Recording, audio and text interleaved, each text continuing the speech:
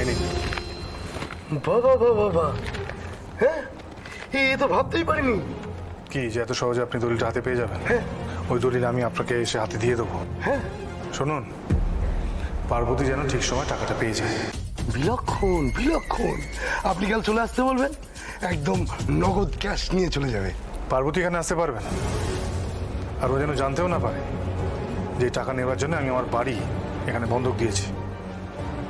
আপনি আমাদের বাড়িতে যাবেন আর পার্বতীকে বুঝিয়ে সুঝিয়ে টাকাটা হাতে দিয়ে আসবেন, বুঝতে পেরেছেন? বেশ বেশ, তাই হবে। আর একটা কথা, এখন তো আবার মনে করে দিয়েছে মনে বাবু,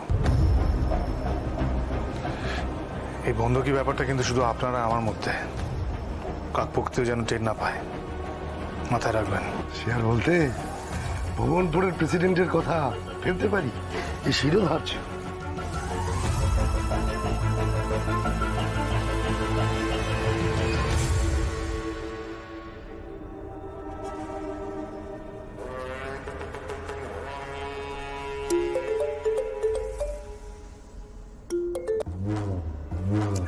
হ্যাঁ বলো, এত রাত্রে কেন ফোন করেছো মলয়?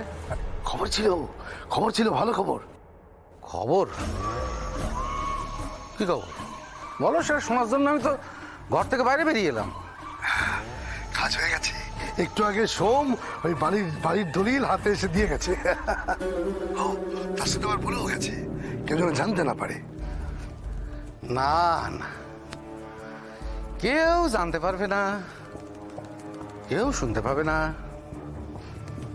এইবার সোমেশ্বর দত্ত দেখবে পার্থসারথীর আর সঙ্গে শত্রুতা করলে কি হয়।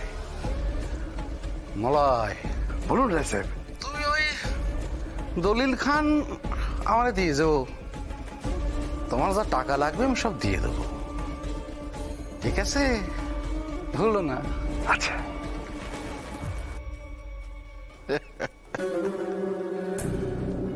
সোমেশ্বর দত্ত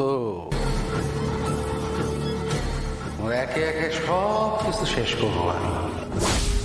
প্রথমে মাথার উপর থেকে ছাদ, তারপরে পায়ের তলা থেকে জমি।